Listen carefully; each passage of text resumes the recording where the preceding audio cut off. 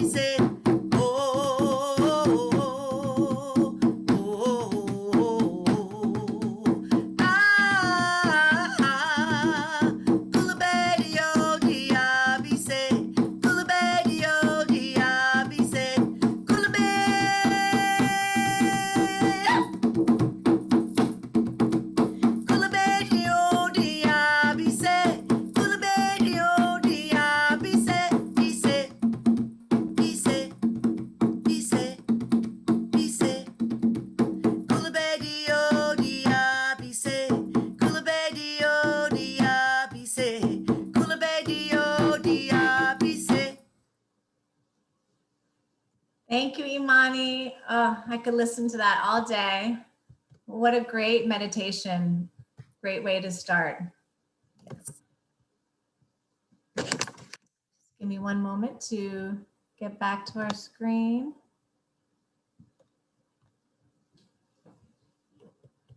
So I just want to reiterate our community mission of inspiring a lifelong love of learning, books, and the arts in our youngest children.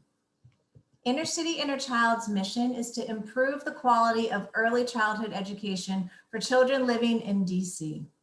Our vision is that every child, no matter where they are born, has access to the highest quality early childhood education. And we are committed to a three-pronged approach to reach our children. We work directly with the children in the classrooms. We provide professional development to the teachers, and we provide arts-based family workshops for parents. And when we can educate the whole community around a child, this is when we can really create systemic change and set our children off on the best foot possible. The way we deliver our programs is through a residency program called Dancing with Books. We work with infants, toddlers, and pre-K students. I have an incredible team of professional performing artists who also specialize in the arts: dancers, singers, drummers, actors, visual artists, and we embed ourselves in classrooms. We work simultaneously with the teacher and children to model ways to integrate arts into teaching. Why do we start in early childhood? Equity begins at birth. 90% of your brain is formed in the first 5 years of your life. And there have been well-documented studies on the negative effects of trauma on a developing brain. It's so important for children to love their first years of school so they can continue on that journey of that love of learning. Also, there's a long-range study done by a Nobel laureate, James Heckman. He's an economist, and he studied the effect that high quality early childhood education has on people later in life. Children who attend high quality early child education programs are more likely to graduate from high school, earn higher wages, and have better health outcomes. Our first experiences in the classroom can shape the rest of our lives. And this is why we want to integrate arts into those early childhood experiences in the classroom. We want to create these joyful environments. So what is arts integration? It's using an art form to teach social, emotional, and cognitive skills. So our goal is not to go into the classroom and teach children how to dance and sing and do art.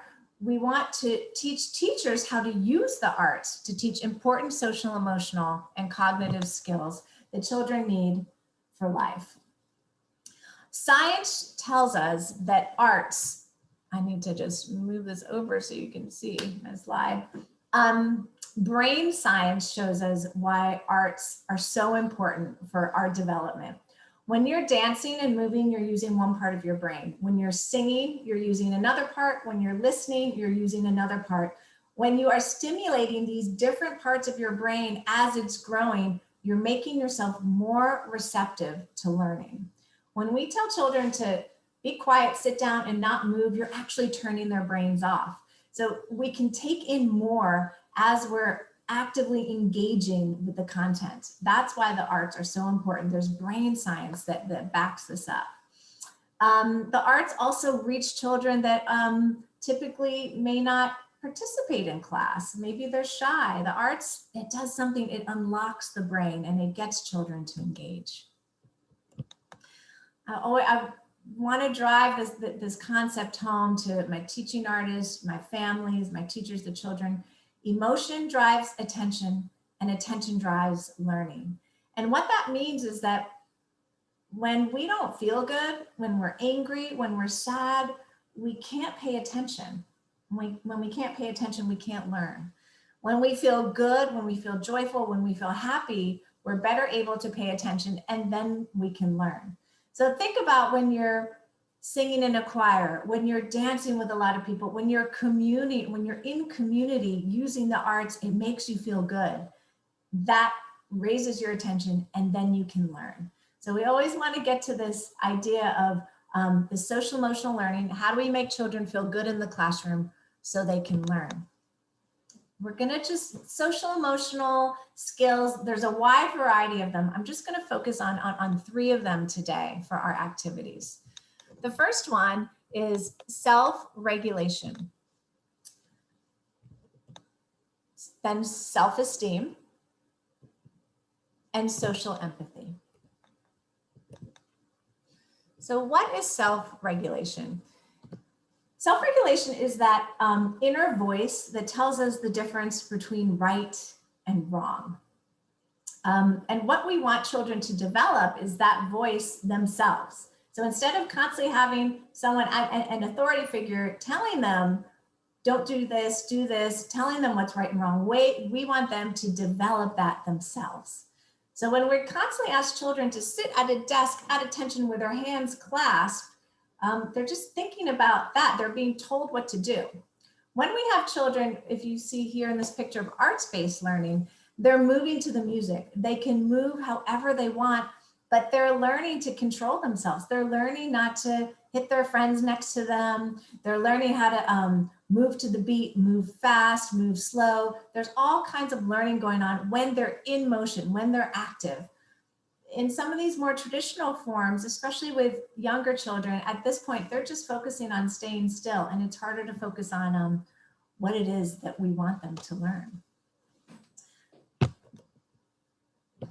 Self-esteem is developed through a sense of community, through feeling like you're part of a tribe. When we work in the arts, we usually work in unison. So we're working all together, we're working in a circle, we're doing things together, and that makes you feel that sense of bonding, and that builds your self-esteem. And when you have that self-esteem, you're ready to take a risk to become a leader, because isn't that what we're doing? We're trying to raise our children to become leaders. So here in this wonderful picture, you know, we don't often tell children how to dance. We let them create their own dances. This is child-centered learning. And look how proud everyone is of their friend in the middle dancing. And look how proud she is of herself. So again, getting back to these art-based, child-centered activities will help build self-esteem.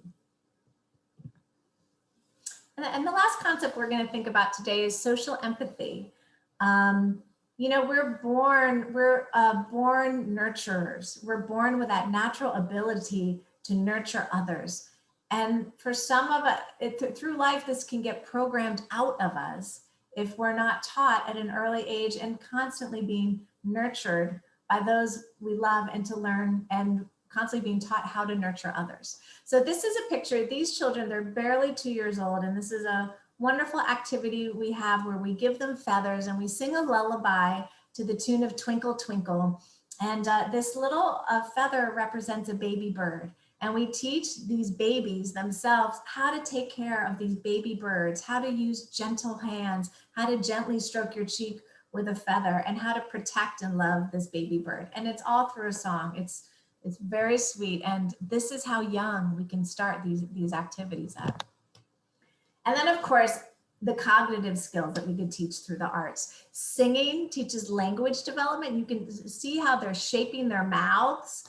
You can teach vocabulary through singing. Dancing can teach shape recognition and some math skills like positional language, on, off, under, over, slow, fast. We can learn all of that through movement. Painting can teach letter identification, shape identification, and then rhythm sticks, counting, steady beat. That's rhythm sticks and steady beat, working with drums. That's another great way to teach counting. And next, we're in for a special treat. We're going to invite Imani Gonzalez back in, and she's going to introduce some activities from Dancing with Books, where hopefully this is where you can start to practice some things and take them back to your classroom or to your family. So Imani. Thank you, Ingrid. All right. Hello, everyone again.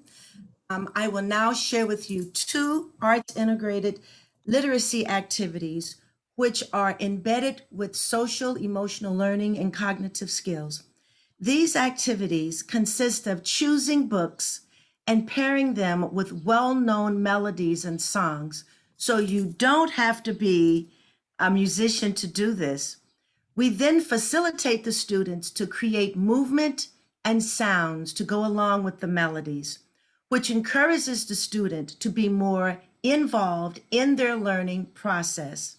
So for the first activity, I've chosen the book, The Seals on the Bus, using the well-known melody of the wheels on the bus. You know, the wheels on the bus go round and round, that one, okay. All right, so the purpose of this activity is to build communication, and I am immersing the students in animal identification, also in vocabulary. So let's take a look now at the activities learning process. So first you read the book, and then you have the students recall the animals from the book. And what I like to do is once they recall the animals, I get a flip chart and I write their names with the animals on the flip chart, and it gives them accountability, and it makes them feel proud that they remembered something, right? And then the students would then create the sounds and movements, and then by their name, after I put the animal that they've recalled, then I put the sound that they've created, and then the movement, some kind of way I draw so they can see it. That represents the animal. Then I introduce the song using the sounds and movement each student has created. After that, everyone starts singing through call and response, which is the traditional way of learning, using the sounds and movements that the students have created.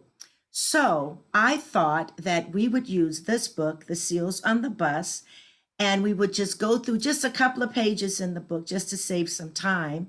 And so the first page I'd like to share with you is The Seals on the Bus go erp, erp, erp, erp, erp, erp, erp, erp, erp. The seals on the bus go erp, erp, erp, all around the town. And notice how I am really infusing this articulation and giving meaning to the word so that the students can really start understanding what these sounds are and how the seal would make that sound, right?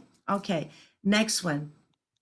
So then we have the monkeys on the bus go, ee, ee, ee, ee, ee, ee, ee, ee, ee. The monkeys on the bus go, ee, ee, ee, all around the town.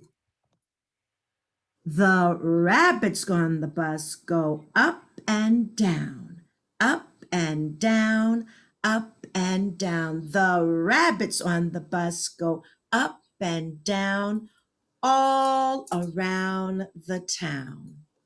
Okay, so Ingrid has graciously agreed to be a student in this activity. And so I would then ask Ingrid, what animals do you recall in the story? I remember the seals and the monkeys and the bunnies. And the bunnies. All right. So, what sounds do you think the seals would make on the bus? They're going erp, erp, erp. And what would be the movement for the erp, erp, erp? Erp, erp, erp. All right. So, let's do that together. Okay. Here we go. 1, 2, 3, and. Very good. All right. And what's another? You said Monkeys were next. monkeys. And so, what sounds do you think the monkeys make on the bus? The monkeys were going like ee, ee, ee, ee, ee, ee. Okay, let's do that together. 1, 2, 3, and ee, ee, ee, ee, ee, ee. All right. And then you said the bunnies, right? Yeah, the bunnies, and they were going up and down, up and down. Okay, let's do that together. 1, 2, 3, and here we go. Up and down, up and down, up and down. Yes. So now, Ingrid, we're going to now put that to music. All right. And you know this song, The Wheel on the Bus, the wheels on the bus. But we're going to call this the seals on the bus. Okay. So you can do this with me because you already know the song. Here we go. 1, 2, 3, and the seals on the bus go.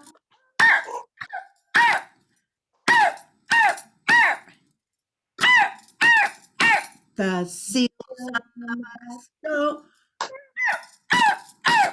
all around the town. The monkeys on the bus go. Ee, ee, ee, ee, ee, ee, ee, ee, ee. The monkeys on the bus go. Ee, ee, ee, all around the town. The bunnies on the bus go up and down, up and down, up and down. The bunnies on the bus go up and down, all around the town. Yes, very good. So now let's talk about that process and what they've learned in being engaged and immersed in this story.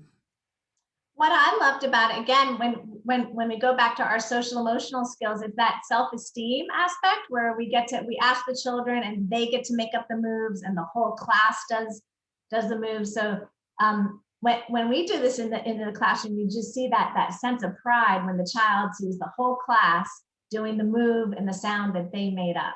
Yes, and it also builds that self-confidence, right? Mm-hmm. And it makes them own what they're learning. They're owning it. And that really builds that character in them to be strong in what they're learning. And that's what we want. We want them to have fun. We want to build that character in them so that as they're moving forward in life, they always have that with them in everything that they learn. I also want to note that I think for those early childhood teachers out there, you know how sometimes story time can get kind of squirmy and it's kind of hard to get children to focus in. When you incorporate movement into story time, it hooks them. Or some kind of steady beat into story time or linking it to a song, then you draw them in. It's a great way to get children to love a book and to not get distracted during that story time. Yeah, it's our job to make it and fun. that other we also talked about animal identification and vocabulary development. That was Yes. a cognitive thing that we developed. Yes, yes, yes, yes. Okay, so now let's move on to another activity. And this is taken from the book One Love, which is a very popular song by Bob Marley. And the purpose of this activity is to build community using gestures to convey meaning. I'm now immersing the students in vocabulary building and making them aware of what's in their community, okay? So first, I would like to do the signing or gestures for the song. And I want to teach you the chorus, okay? So the chorus goes like this, and Ingrid, you know it, so you can do it with me, okay? And it goes like this. One love, one heart. Let's get together and feel all right. Let's do that again. Here we go. One love, one heart. Yes, let's get together and feel all right. Very good. So now let's look at some of the pages from that book as we would be reading it. So it says, one love, one heart. Let's get together and feel all right. Yes. One love, what the flowers give the bee. One love, wait a second, I need to pull this up so I can see it. What Mother Earth gives the tree. One heart, like the birds, long to be free.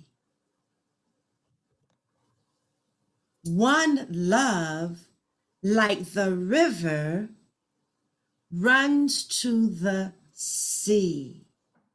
Yes, yes.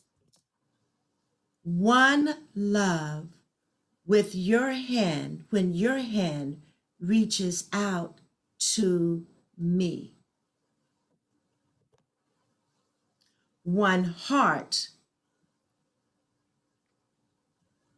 when we touch a new world, we will see. Yes, yes. So, and this is just some of the story. It's a wonderful book. So now I then would ask my students, and since Ingrid is playing that role right now, Ingrid, what are some things that you love in your community? Right now in my community, in my neighborhood, there are a lot of cicadas, and I Ah, love them. I love the way they look. I love the sounds they make. They feel special to me. so what kind of sound would the cicadas make? I think it's something like, And then the gesture for that? Yeah, yeah, yeah, yeah, yeah. Okay. What's another thing that you love about your community? another thing that's happening in my community is everyone's coming outside now. Everyone's being a little more free. So there've been some people are going on their porches and they're playing music. So last night I saw a guy playing a guitar on his porch. Ah, okay. So we play the guitar. Okay, so we got music for the guitar, cicadas. All right. And then what's another one that you love? It's one thing, another thing you love about your community. Something I love about my community is there's a corner store about 3 blocks away. And right now, as it's getting really hot, I love walking over there with my daughter and we get a popsicle. Popsicles. Mhm. Gesture for popsicles. I wish I had one now. It's hot in here. Okay. So we have cicadas, we have music, and we have popsicles. All right, let's hope I can remember that. But you know them, so you'll help me. So now we're going to do the chorus of the song, and then we're going to embed the what Ingrid has just created. We're going to put that in the song. Okay? All right. And it goes like this. Ready? Here we go. One love, one heart. Let's get together and feel all right. For the cicadas, one love, one heart. Let's get together and feel all right. For the music, one love, one heart. Let's get together and feel all right. For the popsicles, one love, one heart. Let's get together and feel all right. Let's do that chorus again. One love, one heart. Let's get together and feel all right. Repeat the last line. Let's get together and feel all right. Yes. So now, very good. Thank you, Ingrid. So now let's talk about that process, because in that process, we also, there was not only just participation, but actually recalling or thinking about what was in their community, building that community, because unfortunately, a lot of our students don't know what's in their community. They're not paying attention, right? So when we bring books that build that community, it then starts making them to think about what's in their community. The other thing I love about that exercise is, besides thinking about your community, within you think about the community of the classroom, there are other people, maybe other people that live in a different neighborhood. They also have cicadas, and they see that we have this common bond, and that even though we live in different parts of the city, different part of the country, we have things in common. Who doesn't like popsicles on a hot Right, and who doesn't like music? Right, and so it's in terms of social emotional learning, this is perspective taking and empathy and getting into someone else's shoes and feeling a connection with someone that may not look like you or you may not know. So it's a great way to build community. Yeah, and also building that self-awareness, because we need to really know what's around us at all times, and having that self-awareness is also important. Yes. Yeah, and that listening and sharing.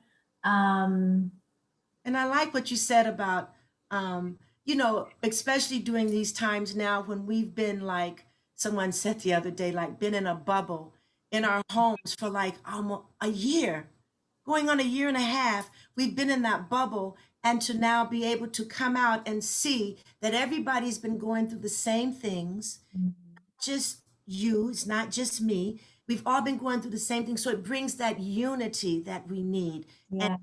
And that's, I think that's most important, building that unity. Yes, and there is something, that feeling, when you're at a concert and you're all singing together, you're all moving to the same beat. There is brain science that supports that as well, that we're all on the same wavelength and Yeah. sharing the same energetic rhythm. And that makes you feel connected to other humans. And again, music and movement is an incredible way to do that at any age. And you know that when we're in our mother's wombs, we can feel music and we can feel vibrations. And so it's so, yes. so primal to our makeup.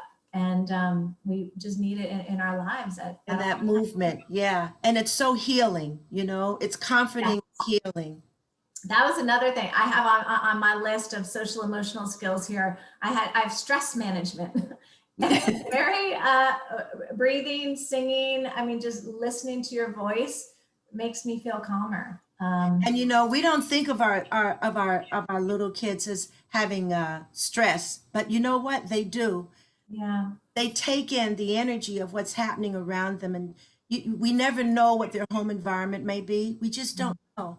And so sometimes they come to school with stress. Absolutely. Don't know. And so it's important that we are cognizant of that, and we're bringing about activities that help them to release that so that they can see how they can manage that when it occurs again. And that's, again, getting back to the very beginning of just creating joyful, artful learning environments so our children love school and love learning. And with Yes. that, I'm going to we want to share a video with you. And, in the Zoom world, we're having technical, I feel confident. I'm going to get the video up for everyone. But this is an example of a wonderful book created by a group of actually high school students in DC. It's called A to Z, The Real DC. And it's an alphabet book. It's an early childhood book about all the different locations in DC. And my brilliant artists have created a great song with a fabulous go-go beat. Those of you from DC know what go-go is. It's our city's music. And I'd like to share this video with you. And after, I'll put all of our information up on the screen. So if you want to contact us or you have questions, you can do. And while she's putting that together, I just want to say that just remember that what we've just experienced or you've just seen is engaging the students through arts integration through literacy as the curriculum and music as the art form. And we really hope that you take these tools and strategies with you back to the classroom and experiment with them. Nothing is perfect. Just experiment with it and do it at your comfort level until you can build more and more and more, and it becomes even greater than what we've just shown you right now. So I just wanted to add that. Thank you. That is great advice. And Imani, I want to thank you for being here today. We couldn't do this without you. And again, thank the National Black Child Development Institute for inviting us. And Yes. enjoy A to Z, the Real DC video.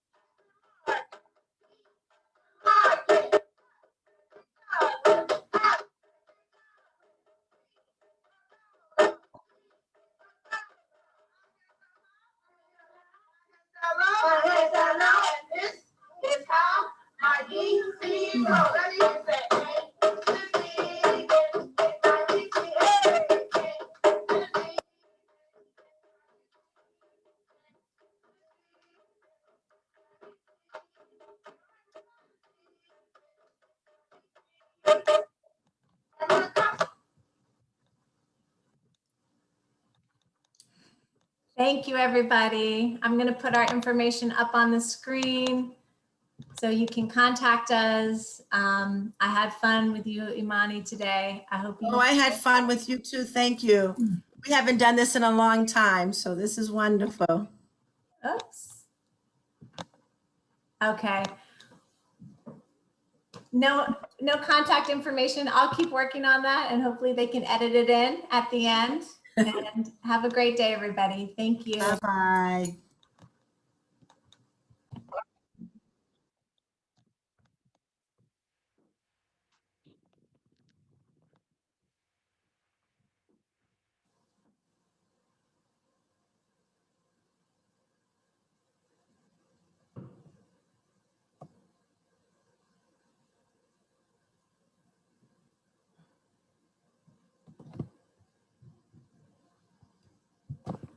Okay.